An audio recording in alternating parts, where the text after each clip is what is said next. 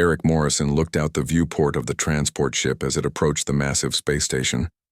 The Galactic Combat Academy floated in space like a giant metal flower, with curved sections spreading out from a central hub. Colored lights blinked along its surface. Eric had seen many amazing things since humans made first contact with aliens 6 months ago, but the Academy still took his breath away. "First time seeing the Academy human?" asked Captain Geel, the green-skinned pilot. His 6 eyes blinked in different patterns as he guided the ship toward the docking bay. "Yes," Eric said. "It's bigger than I expected." "It trains the best warriors from across the galaxy," Geel said. His voice sounded like rocks in a blender. "Though I must say sending a human here is unusual." Eric understood why. Since Earth joined the Galactic Confederacy, aliens had classified it as a Class 12 Deathworld, the most dangerous type of planet in their system. Most aliens couldn't even visit Earth without special suits. They thought humans were either crazy or incredibly tough to live there. Eric didn't feel tough. Before being picked for this program, he had been a normal Marine.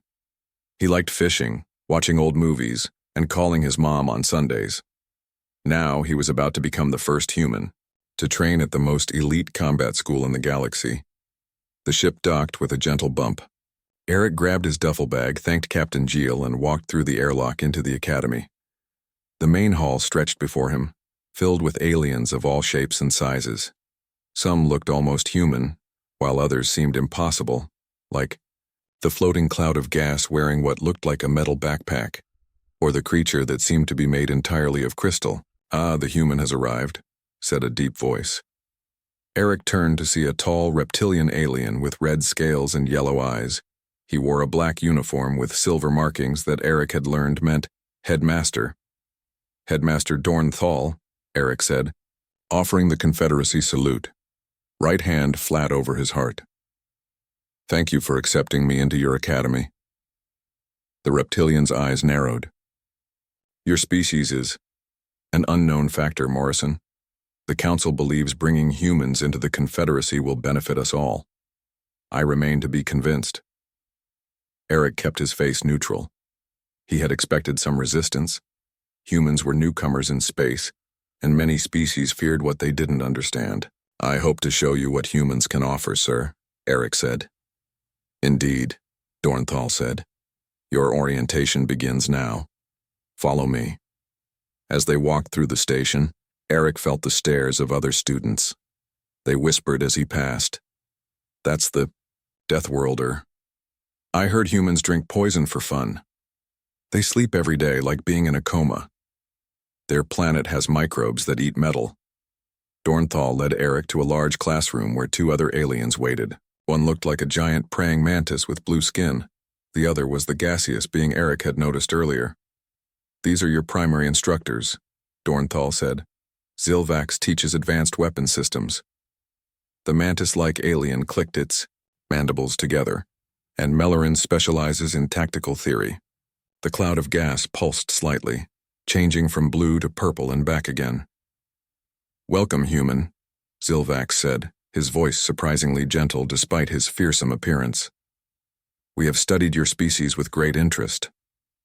"Indeed," said Mellerin, voice coming from the metal device attached to its gaseous form. "A species that evolved on a Class 12 planet offers unique perspectives." "Your quarters are in Section 7, Dornthal said, handing Eric a small device that looked like a metal wristband.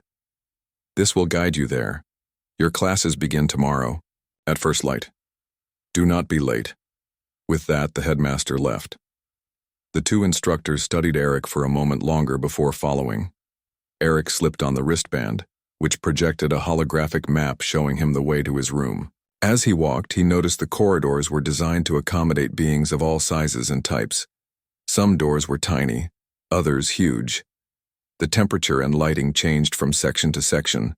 When he reached Section 7, a small, bird-like alien with golden feathers stood nervously outside one of the rooms.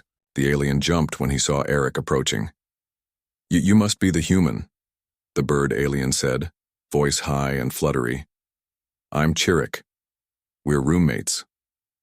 "Nice to meet you, Chirik," Eric said, trying to sound friendly. I'm Eric Morrison from Earth. Earth? Chirrut repeated, his feathers puffing up slightly. The Deathworld. He said the last word in a whisper, as if afraid someone might hear. It's just home to me, Eric said with a smile. Nothing scary about it. Chirrut's head tilted to one side. They say humans can survive radiation, extreme temperatures, and even space vacuum for short periods. Is that true? Some of it's exaggerated, Eric said as they entered their shared quarters. The room was split into two distinct sections. One side had what looked like a nest made of soft materials. The other had a standard bed that must have been prepared for him. But humans are tough, he continued, setting his bag down. We evolved to be persistent. We're not the strongest or fastest species on our planet, but we can keep going when others give up. Fascinating, said a new voice from the doorway. Eric turned to see a blue-skinned alien with 4 arms. She had white markings on her face and stood about as tall as Eric. I'm Liara, she said. Azurite, from Cerulean Prime. I'm in the room, across the hall. Unlike Chirrut, she didn't seem afraid. Instead, her eyes showed curiosity. First time meeting a human? Eric asked. Yes, Liara said, stepping into the room. I've read the briefings, of course. Your species is quite remarkable. You live on a planet with extreme gravity fluctuations, deadly microorganisms, natural disasters, and predators that would terrify most species. Eric laughed. When you put it that way, Earth does sound pretty harsh, but it's also beautiful. We have oceans, mountains, forests. It's home. I would like to learn more about Earth, Liara said. Perhaps we could exchange information? Could tell you about Cerulean Prime. I'd like that, Eric said, feeling more at ease. A loud bell sound echoed through the station. Evening meal, Chirrut explained, seeming relieved to change the subject. The cafeteria is in the central hub. You should know, Liara said as they left the room. Most students here will avoid you at first. Deathworlders have a reputation. I figured, Eric said, but I'm not here to scare anyone. I'm just here to learn. As they walked to the cafeteria, Eric noticed more students keeping their distance. Some looked afraid, others curious, and a few seemed almost hostile. In the cafeteria, a wide variety of foods were available, each marked for different species. Eric found the section labeled for Earth and selected something that looked like a sandwich. He sat at an empty table, and to his surprise, Liara joined him. After a moment's hesitation, Chirrut did too. Tomorrow is the first physical assessment, Liara said. The instructors use it to measure our capabilities. What should I expect? Eric asked. Chirrut's feathers ruffled nervously. They say it's brutal. Environmental hazards, heavy gravity, toxic atmosphere. Eric nodded, taking a bite of his sandwich. It tasted almost like turkey. Sounds challenging, he said. What he didn't say was that it sounded a lot like his training back on Earth. If this was what aliens considered brutal, tomorrow might be very interesting indeed. Eric woke up early the next morning. His room was still dark, but his internal clock told him it was time to get ready. He had always been good at waking up without an alarm. Years in the Marines had made it a habit.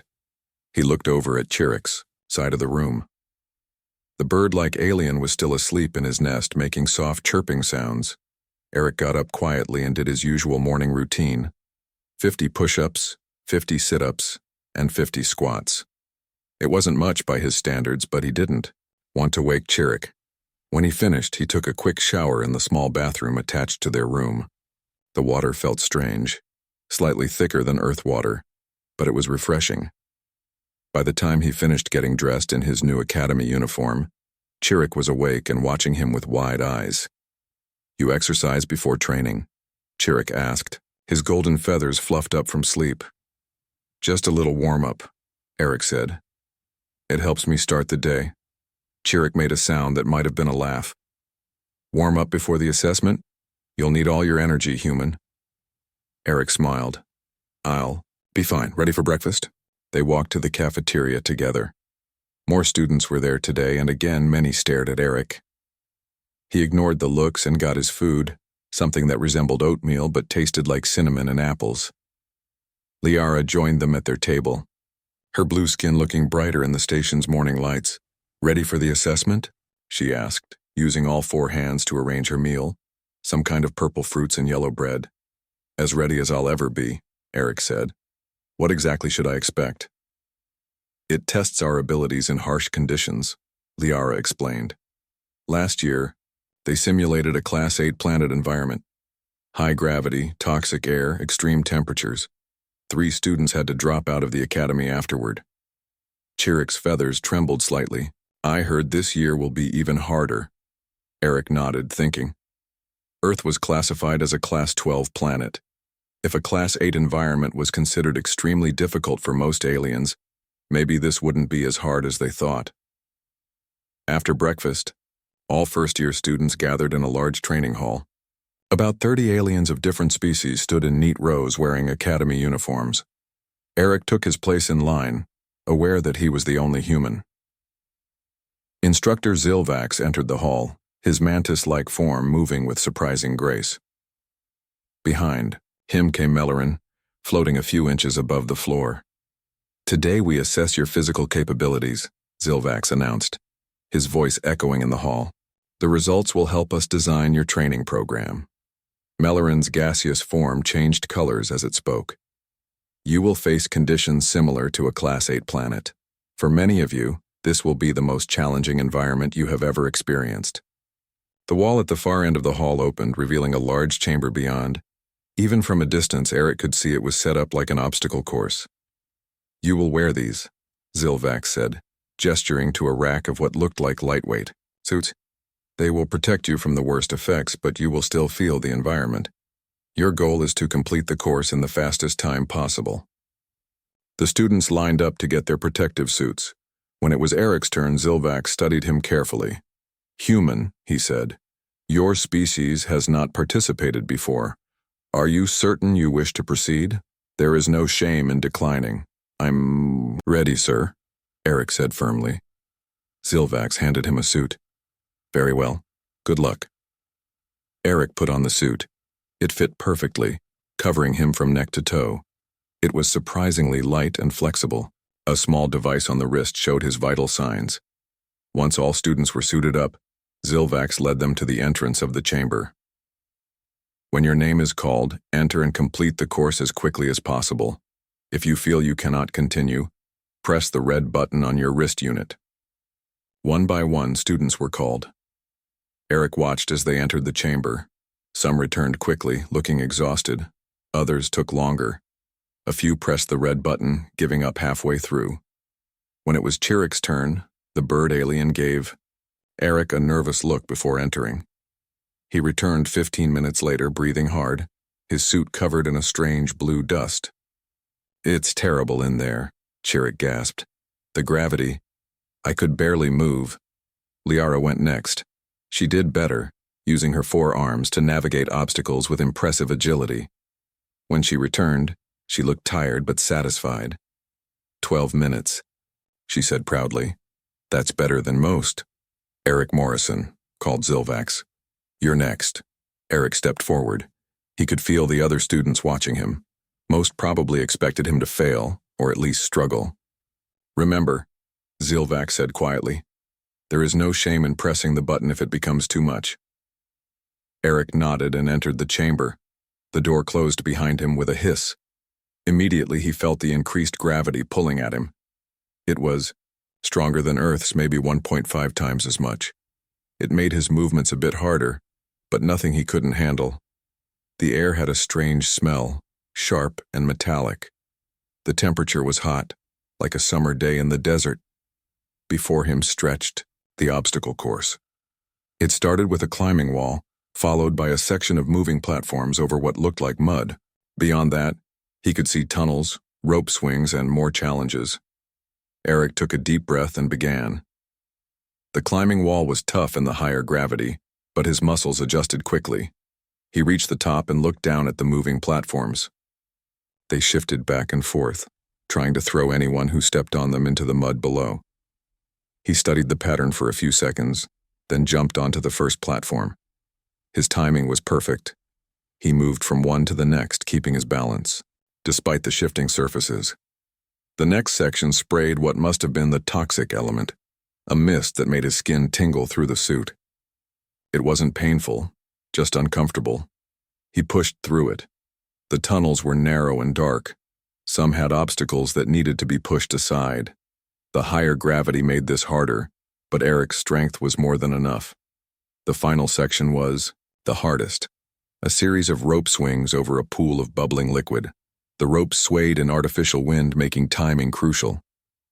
Eric wiped sweat from his forehead and grabbed the first rope.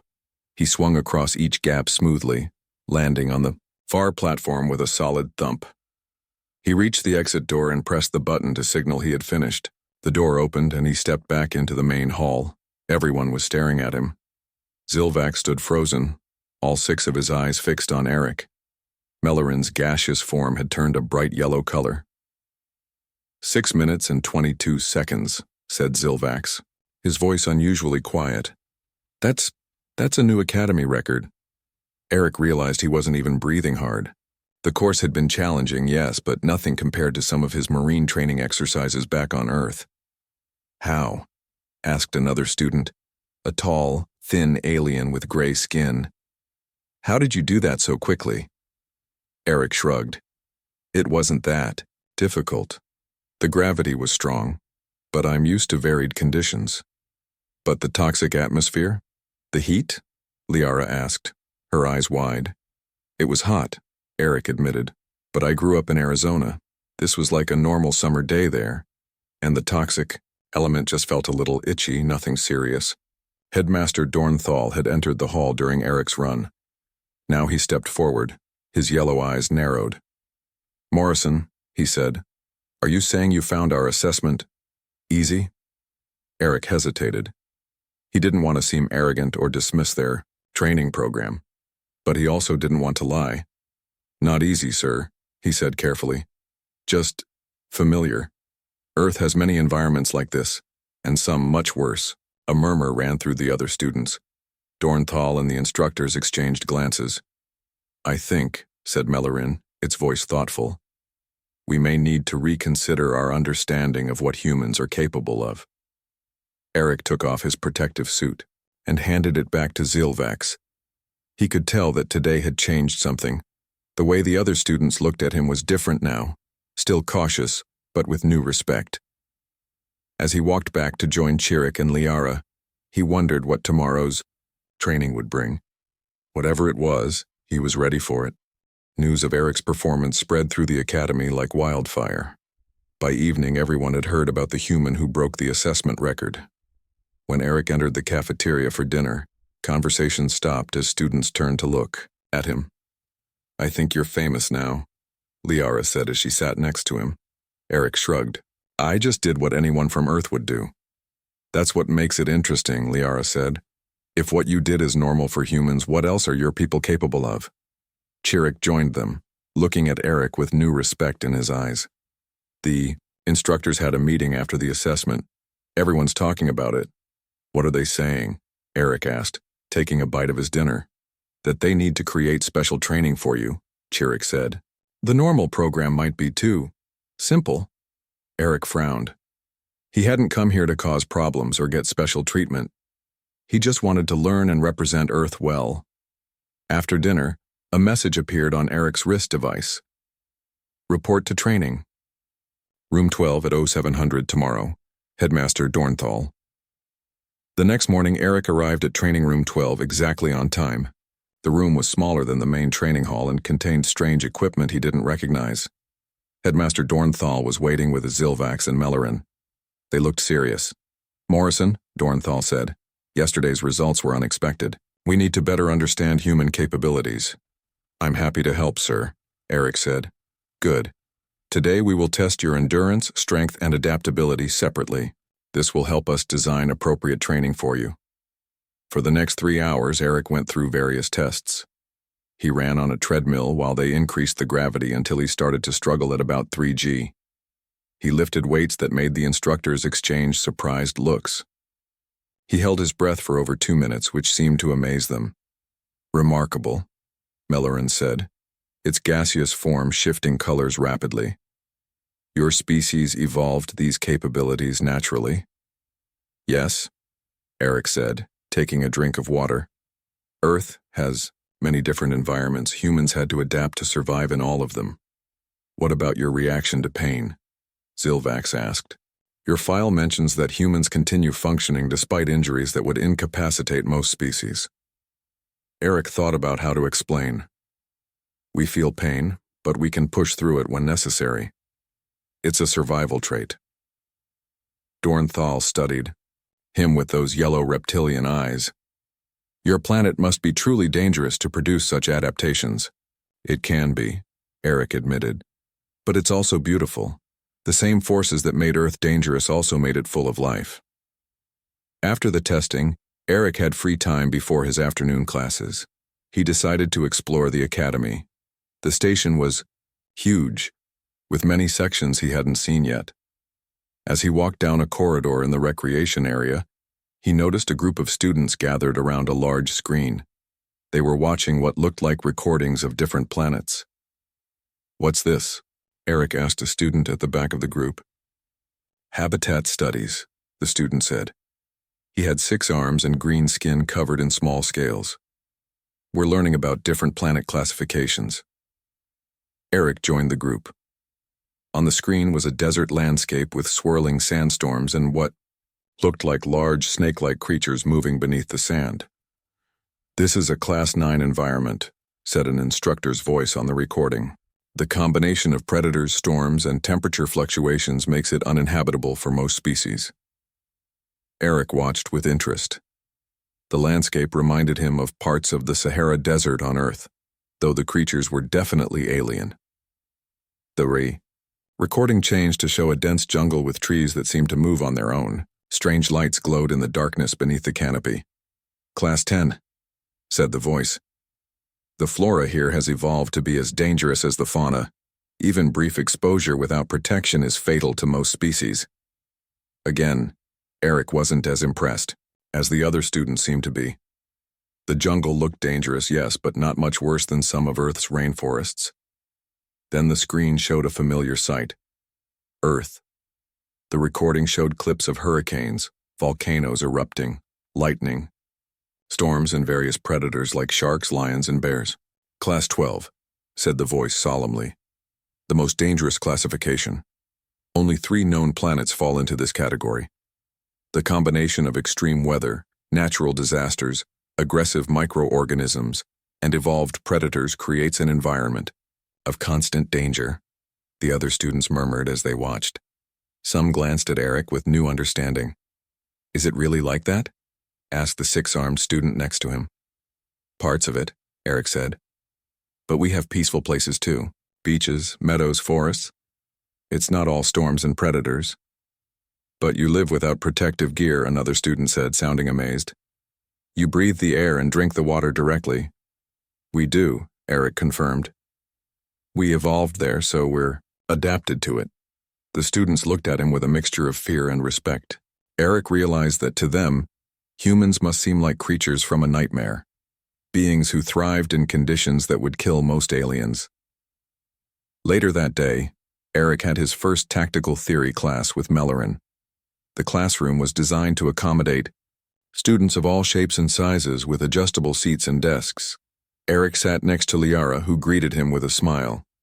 How was your special training? Just some tests, Eric said. Nothing special.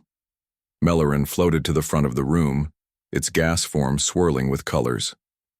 Today we discuss survival tactics in hostile environments, it announced. Each species has different strengths and weaknesses. Understanding them is crucial for combat success. The lesson was fascinating. Mellorin explained how different aliens adapted to various threats. Some species could regrow limbs, others could change their body temperature or go into hibernation states. Some had natural armor or camouflage. What about humans? Asked a student. How do they survive on a Class 12 planet? All eyes turned to Eric. Mellorin's color shifted to a deep blue. Perhaps Morrison can enlighten us, Mellorin said. Eric thought for a moment. We don't have many natural defenses like some of you.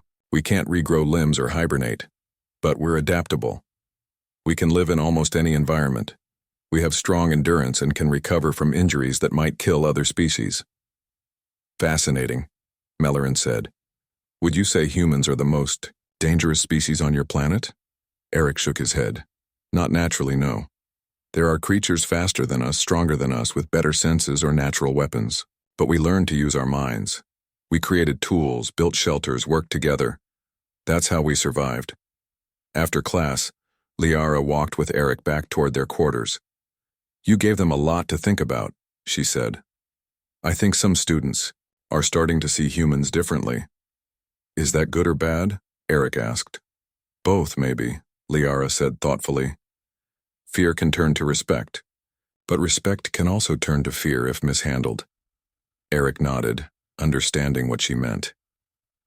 Humans were newcomers to the galactic community.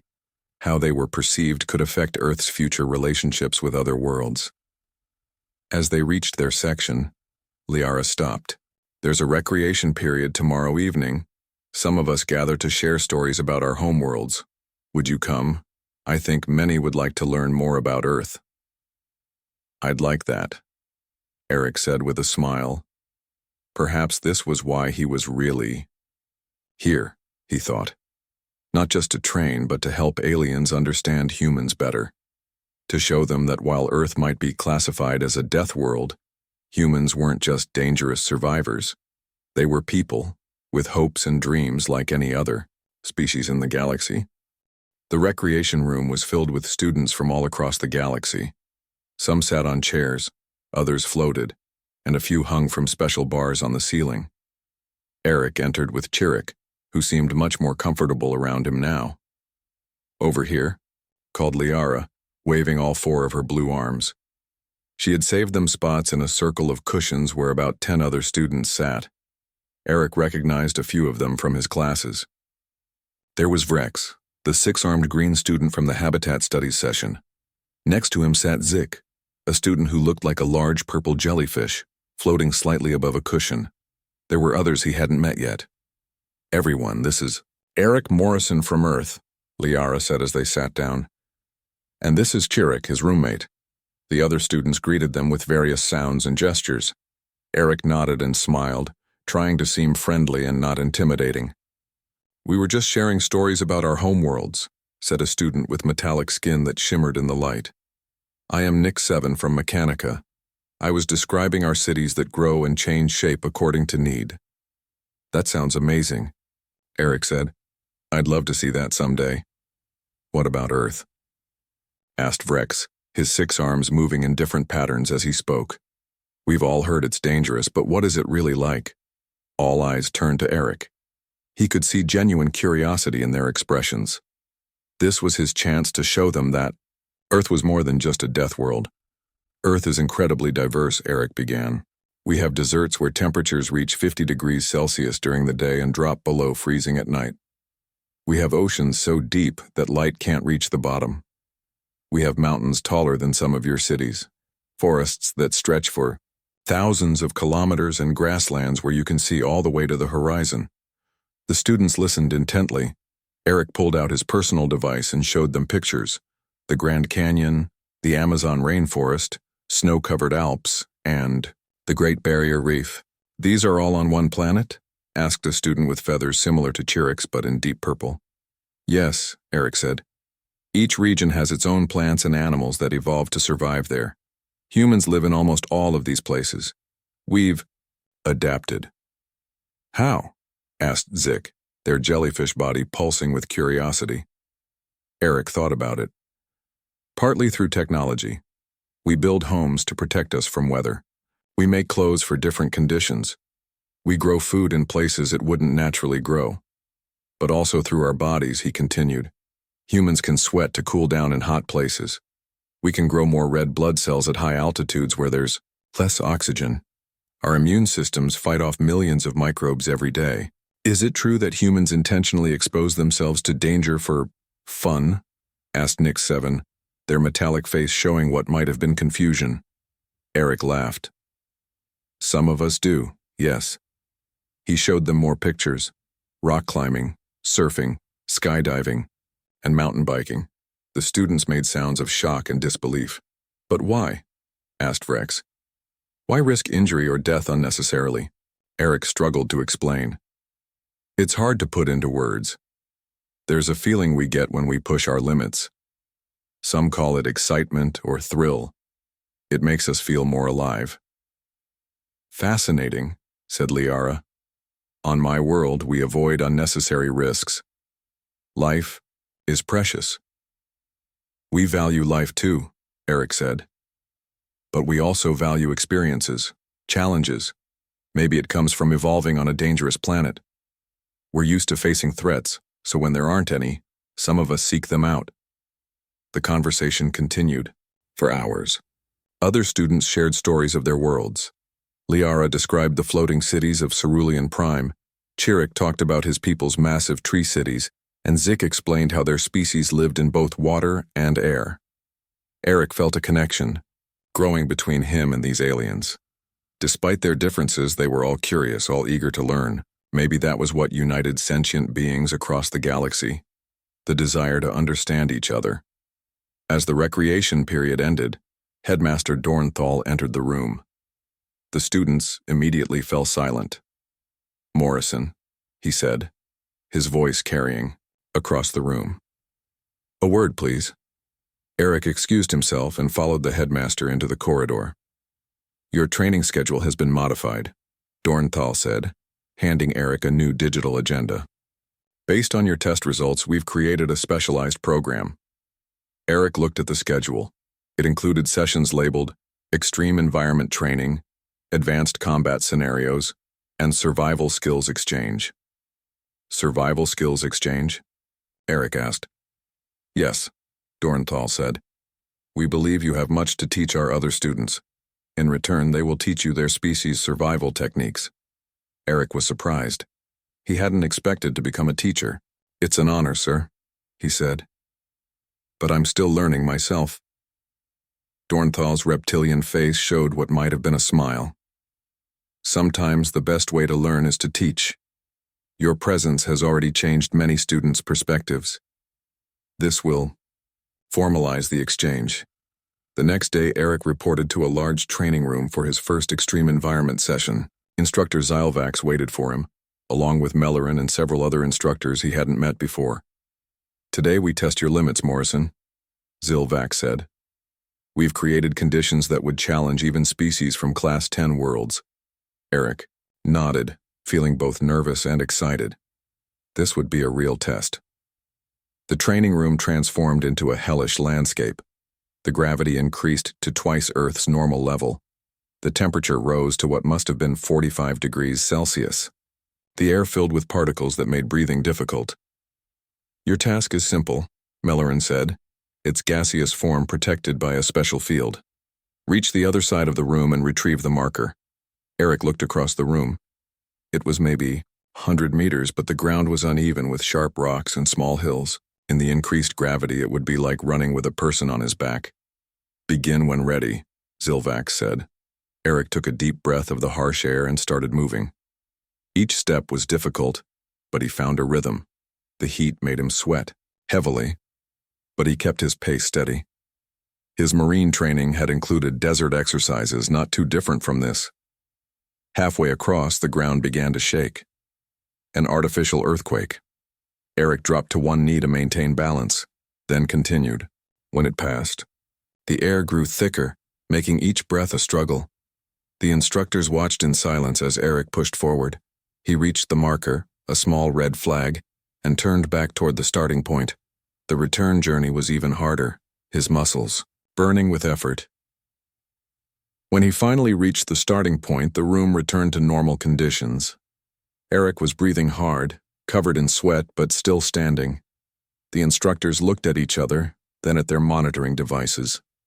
Your heart rate and body temperature remained within safe parameters, Zylvax said, sounding impressed. No other student has completed this course without medical intervention. Eric wiped sweat from his face.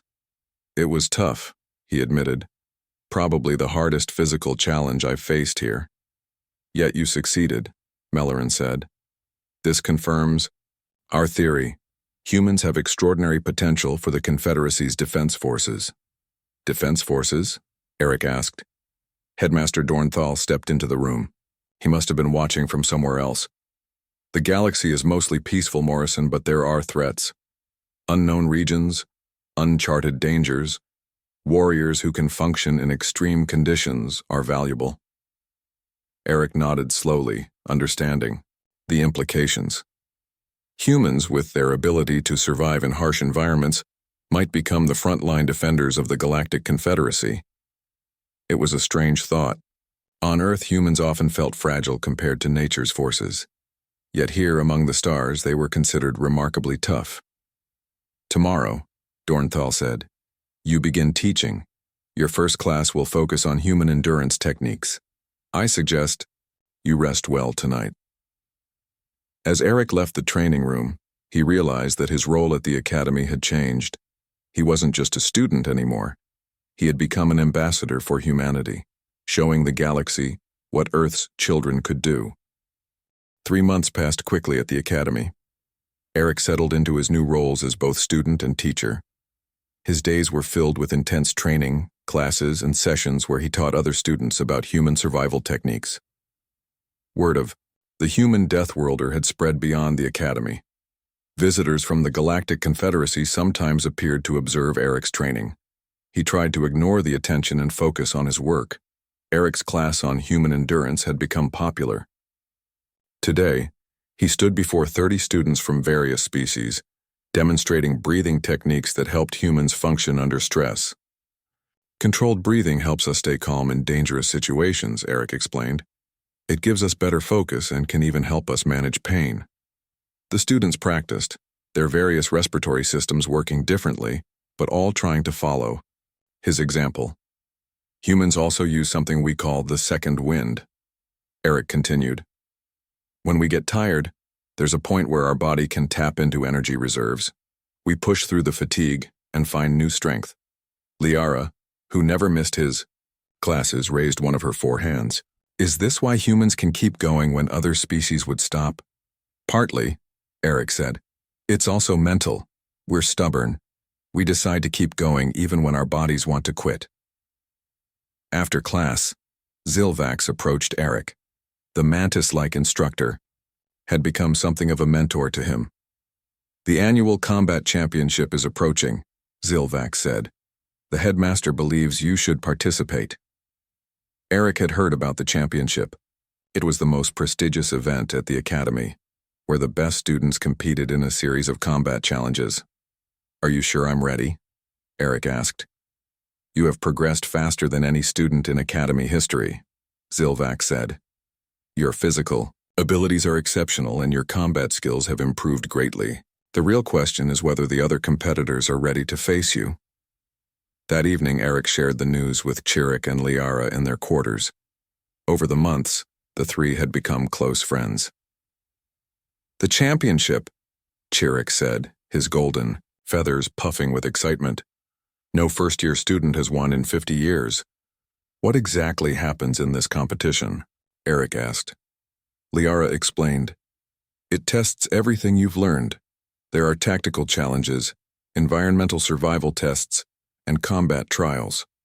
The final challenge is different each year, but it's always the hardest. Eric nodded thoughtfully. So it's not just about fighting. No, Liara said, it's about being a complete warrior.